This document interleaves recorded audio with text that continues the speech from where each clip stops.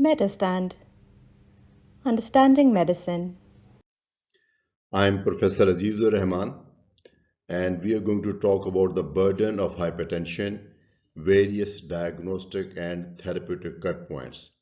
And this is actually the second in the series of talks on hypertension. We will have 4 or 5 lectures to cover the entire topic of hypertension. This is the second one, and I'm Professor Azizur Rahman, working as Professor of Medicine at Rashid Latif Medical College. I'm also Senior Vice President, Pakistan Society of Internal Medicine. The agenda of today's talk is just 2 parts, the burden of hypertension and diagnostic cut points and therapeutic goals. So let's first take the agenda item number 1.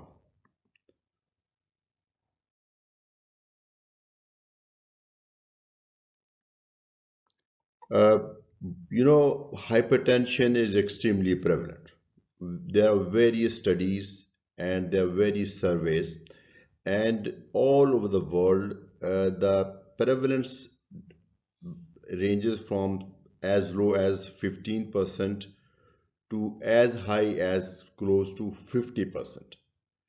Now, that depends upon actually the society you are serving and also the diagnostic criteria used and also the technique used to measure blood pressure.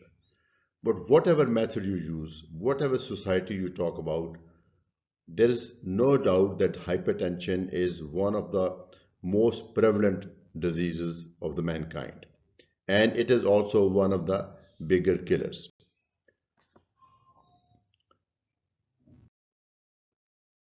The global impact of hypertension, it has got a lot of morbidity and mortality associated with it.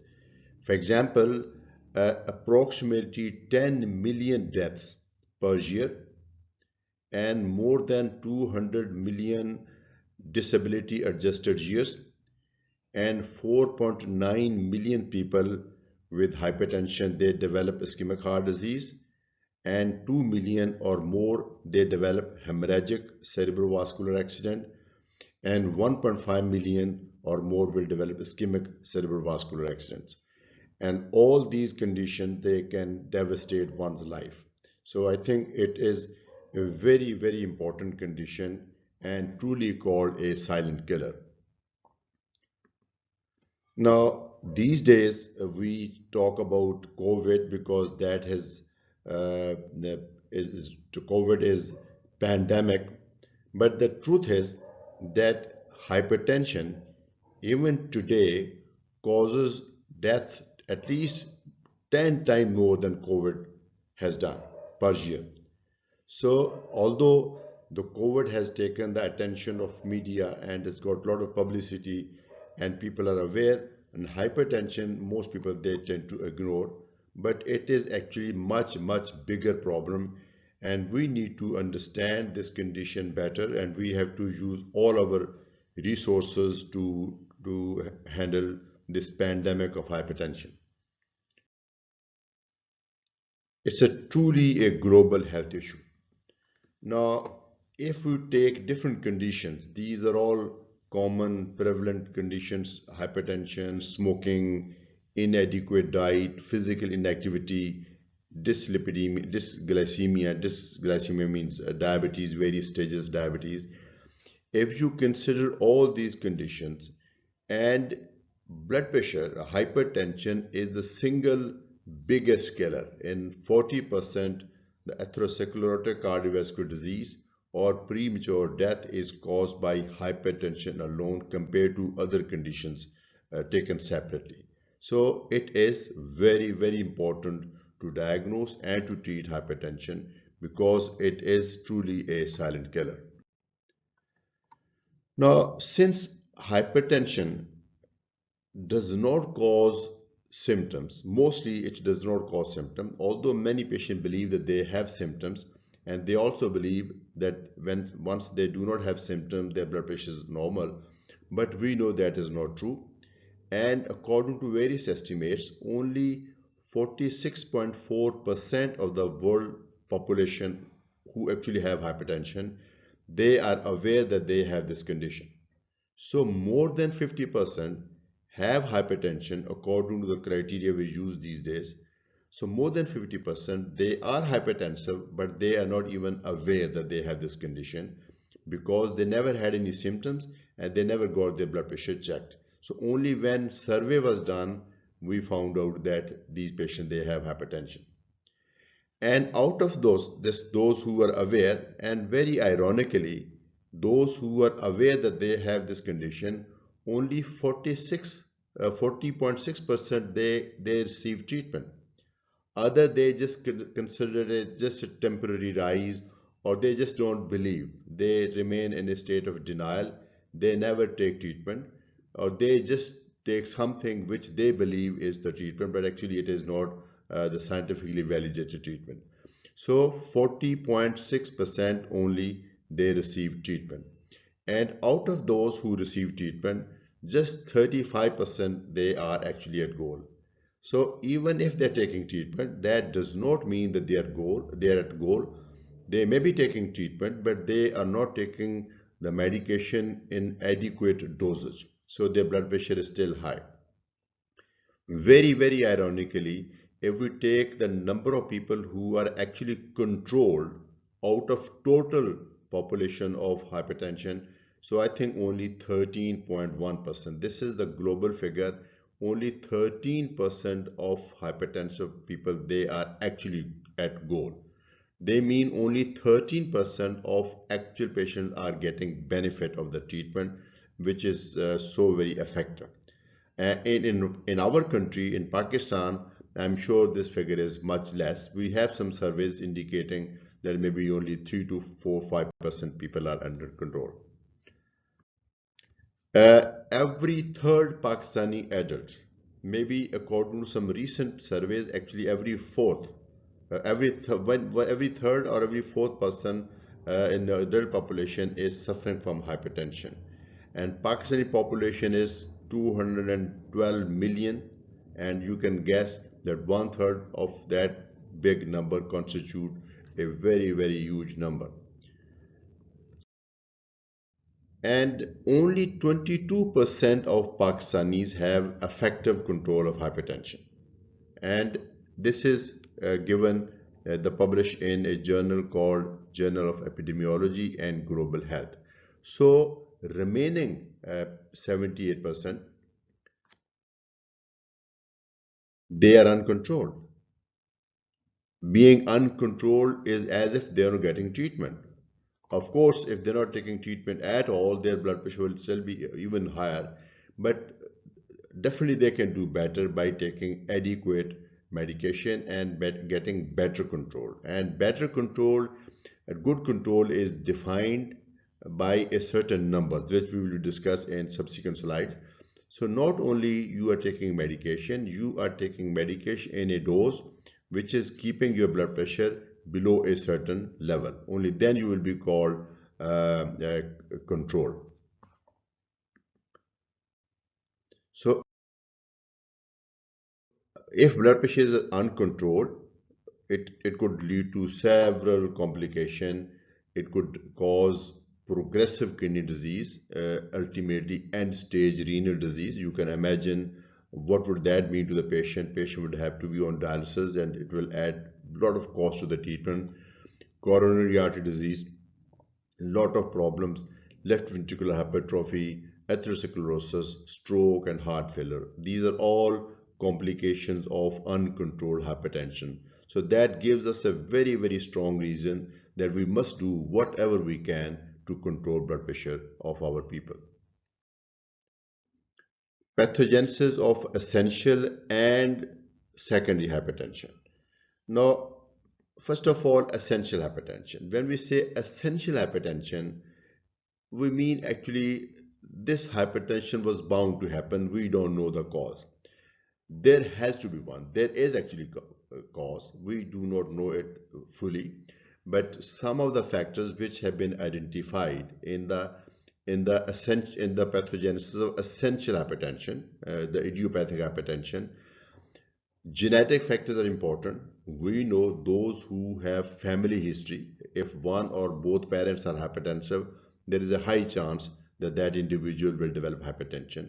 Some immunological abnormalities have been detected. This is very intriguing, and some researchers have identified some uh, immune-related abnormalities in patients with essential hypertension, and then renal causes, not renal disease, but number of nephrons and how our nephrons handle our sodium, and I think the overall function of kidneys. They also they also contribute to essential hypertension. Kidney size may also be important. Then sympathetic nervous system. In some patients with hypertension, their sympathetic nervous system is unduly activated. That could be due to some anxiety or tension, or could indicate some actual physical abnormality related to brain. And then activation of renin, angiotensin, aldosterone system. This could also contribute to hypertension. Then some psychological factor. These psychological factors also operate through activating sympathetic nervous system and renin, angiotensin, aldosterone system. So these factors are responsible, but we do not exactly know which one is contributing how much, or is in one individual one factor is responsible, or all factors collectively, or more than one factor collectively are causing. The science is still developing. Once we understand these factors better, we will be able to address hypertension better, and maybe we'll be able to cure hypertension. But so far we can only control hypertension. Now, the talking about secondary hypertension. uh, In secondary hypertension, we have this renal vascular disease, renal parenchymal disease, many endocrine diseases like parathyroid disease, thyroid disease, pituitary disease, adrenal gland, coarctation of aorta, obstructive sleep apnea, and many medication. I'm not going to talk about these in detail here because we have a separate lecture on secondary hypertension. So I think in hypertension, we have to determine if there is any secondary hypertension. Why? Because if somebody has hypertension secondary to any of these diseases, then the treatment plan will be very, very different. So in this group, I think in one individual, one of these will be responsible.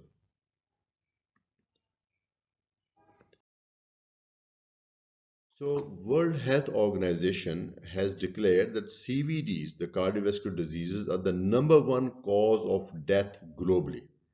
And the biggest single factor behind cardiovascular disease is uncontrolled hypertension. More people die annually from CVD from any other diseases, like even in accidents or poisonings or crimes. Hypertension is the biggest contributor to CVD.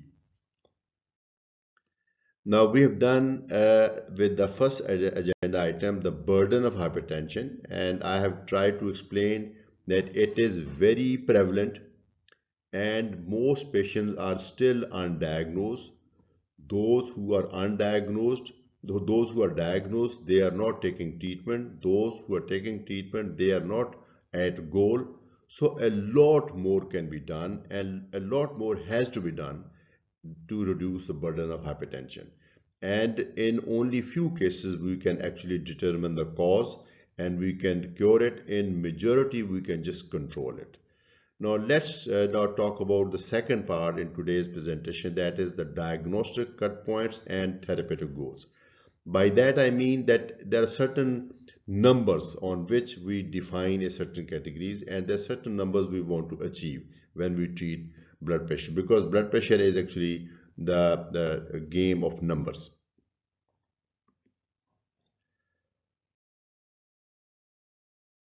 Uh, First of all, I think I would like, before we give some importance to the numbers, we have to be very sure that these numbers are very reliable.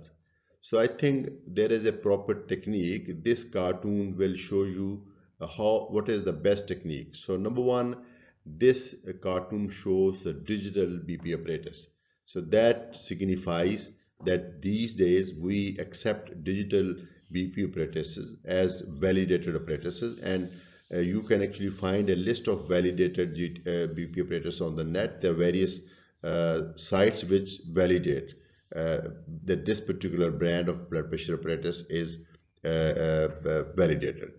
Patient should be seated with back resting, legs hanging on the floor, not crossing, and patient must be seated for at least 5 minutes, then apply the cuff, and patient must not have consumed any stimulant, and patient should not have any mental stress to give to take a reliable reading. Patient should not be febrile. So I think you take the blood pressure, and while the blood pressure is being actually measured, you should ask the patient to meditate. Patient should completely relax his body and take the reading. You could take 3 readings over a period of 4 or 5 minutes and can calculate the average, the mean. Now the new blood pressure apparatuses, they will give you the mean of 3 values. So this is for the home monitoring or out of office monitoring.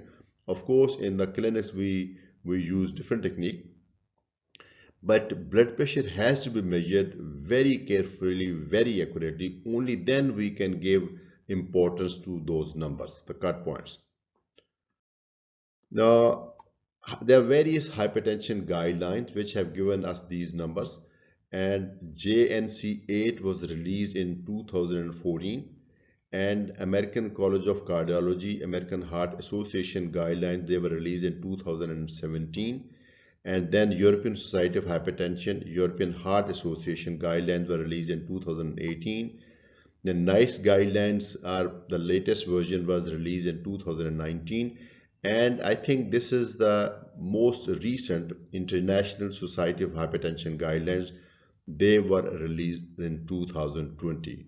Now, which guidelines to follow is difficult. I think from Pakistan, I guess I would consider 2020 International Society of Hypertension guidelines to be most relevant. Why? Number one, they are the latest. So I think they have given us they have reviewed the data, and they have given us the latest, fresh from the oven. And number two, they are the global, because we are a resource constrained society. We have to be conservative, but at the same time, we want to offer the best to our patients. So I think International Society of Hypertension have come up with very good concept of optimal control and essential control. Optimal control means that if the facilities are available, you should opt for the optimal control because that gives you the best results. But essential control means that is the bare minimum we have to do, because that you can do with limited resources also. In Pakistan, many times we have to accept optimal control, this essential control. I think this is very good concept. Now coming to the numbers, first classification of normal tension or normal blood pressure. Even in the normal, we have various categories. The optimal category is the best one. If you are in the optimal category, I think you are the best off. Then normal category, then the high normal. And let me define these categories. Now, optimal is if your blood pressure recorded properly with a calibrated apparatus with 5 minutes rest, and if your blood pressure is systolic is less than 120, diastolic is less than 80, both systolic and the diastolic are below these numbers, then your blood pressure is optimal. This is the best blood pressure to have. Then normal, of course above these, but if your blood pressure systolic is 130 or less and diastolic is 85 or less, so this is normal. 130 by 85, not 90, not 140. So 130 or 85 or less is normal. Then if your blood pressure is touching 140 systolic and touching 90 diastolic, this is high normal. You are still not hypertensive. Blood pressure is not in the hypertensive range, but it is not normal either. It is high normal. Various societies have identified this condition, they recognize this condition, but they have given it different names, high normal or pre-hypertension. So I think we need to understand that this condition is very likely to progress to hypertension if something is not done. And something at this stage is usually lifestyle changes. Now, classification of hypertension, various numbers which would define these categories. The categories are grade 1 hypertension, grade 2 hypertension, and grade 3 hypertension. Some authorities, some societies, they would merge grade 3 into grade 2. They will just say grade 1 and grade 2. And in fact, the older classification, there used to be a grade 4 also. So I think grades may be important, but perhaps more important is the actual number in a given patient. But for surveys and for the assessment of morbidity and mortality, these groups are defined. Then there's some special categories. White coat hypertension is a condition where blood pressure is high only in the presence of doctor in the clinics, and masked hypertension is reverse, when somebody's blood pressure at home is high but in the clinic is normal. Now let's take this grade 1 hypertension. If systolic blood pressure is more than 140 or diastolic blood pressure is more than 90. Now please note down, when we were defining normal blood pressure, both the conditions were to be fulfilled. Here either one. If somebody's blood pressure, the systolic is above 140 or diastolic is above 90, of course more than once with carefully calibrated apparatus. If that is the case, then that person is suffering from grade 1 hypertension. Of course, that means till the next category, from this point upward, but till the next category.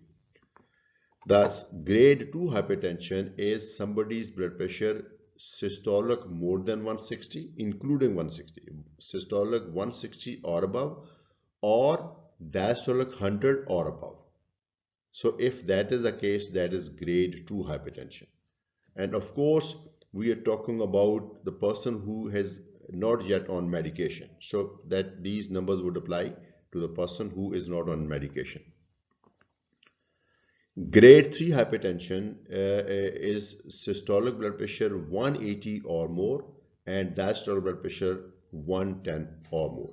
So of course we have defined these categories, but the risk of hypertension is actually linear. Within one category, you would have blood pressure related risk according to the blood pressure reading. Now, the last one is isolated systolic hypertension. What is that? That means if somebody's diastolic is less than 90, that is the first prerequisite, because if the diastolic is above 90, that he or she would have just hypertension. So if diastolic blood pressure is less than 90, but systolic is above normal, like above 160, that person will be classified as having isolated systolic hypertension. This phenomenon is particularly common in elderly, but is also seen in young people. Diastolic less than 90, systolic 160 or above. From 160 to 140, if the systolic blood pressure is between 140 and 160, that is classified as borderline isolated systolic hypertension. Now the BP goals. We have defined the different cut points to assign a categories. Now BP goals. Once we start treating these patients, what should be the blood pressure reading we want to achieve? Now first I would define the goal for general population. That means people with hypertension but no other issues. Then people with hypertension, diabetes, people with hypertension and chronic kidney disease, and elderly individuals. So different goals for different persons. For general population, by that I mean just hypertensive population, I think after treatment, all readings should be, the systolic should be less than 140 and diastolic should be less than 90. This is the minimum acceptable. But as we say that if we make these goals, then somebody uh, at 145 or 150 may just consider it this okay. Similarly, a blood pressure of 95 may be considered like okay, but we know that they're not okay. So I think it is best to aim for a better value. So I think we should, even normal hypertensive people without comorbidities, our aim should be to get their blood pressure to 130 systolic and 80 diastolic. But 140 by 90 may also be acceptable. Okay, so this is the concept. Now, patient with diabetes, we cannot compromise here because diabetes with hypertension, the risk of atherosclerotic cardiovascular disease multiplies manifold. So we have to get blood pressure to 130 systolic and 80 diastolic. So in this category, 140 by 90 will be considered unacceptable and high. And also, I think when we talk about medication, we will also discuss the preferred agent in this class. Now, the CKD, we have discussed this that earlier that CKD is abbreviation of chronic kidney disease. Chronic kidney disease may be cause of hypertension or may be result of hypertension. Either way, CKD means that patient is at a very high risk patient. The patient is at a very high risk. So again, we must do whatever we can to get their blood pressure to the ideal level of less than 130 systolic, less than 80 diastolic, and this is the same number as we get in diabetes. And the third category is elderly people. Now it is hardly, it's very difficult to define whom would you call elderly in our part of the world because our life expectancy is less, our ages are less. So I think I would consider somebody of 70 as falling in this category. Now, blood pressure of up to 150 may be considered normal because of arteriosclerosis. I think blood pressure may be up to 150 you may consider normal in this age group, people 70 plus, and you may not intervene with medications, systolic, and but even in this population, I think you should try to achieve 140. If it is possible to achieve 140 without giving them side effects, I think 140 will definitely be better, but 150 may be acceptable. Now, sometimes it has been seen that in some patients, no matter what you do, you have to accept blood pressure. Well, you can't get below a certain level because of arteriosclerosis. One, I think, anomaly of this blood pressure measuring technique is that we not exactly measure intravascular pressure. We just, if the vessel is stiff, we actually are overestimating the blood pressure. So I think we sometimes have to accept anything above 140. When it comes to diastolic, we can't be very choosy. Uh, in elderly people, because of arteriosclerosis, I think diastolic is typically already within the normal range. So when we control systolic, when we bring down the systolic, the diastolic will go further down. Unless patient has coronary artery disease, we need not worry about this too low diastolic pressure. Those who have existing coronary artery disease, I think then their diastolic pressure should not be lowered too much because that could cause problem. So these are individual goals. I have defined different goals for different populations: people with hypertension alone, people with hypertension and diabetes, people with hypertension and CKD, and elderly patient, and patient with ischemic heart disease. So I think if we have to make one uh, universal goal, except very aged people, excluding very elderly people, I think one universal goal should be less than 130 by 80, but we may accept 140 by 90 if somebody does not have any comorbidities. So with that, I'd like to thank you for viewing this video, and I really look forward to see you in my next presentation, which is again going to be on hypertension. I would probably be talking about various drug classes, various medications available, their characteristics, and in the final talk, the fourth one, we will discuss the usage of various agents in various combination or various populations based on various guidelines. So I'd like to thank you and look forward to see you in my next presentation. This is Professor Azizur Rahman from Medurstand. Thank you.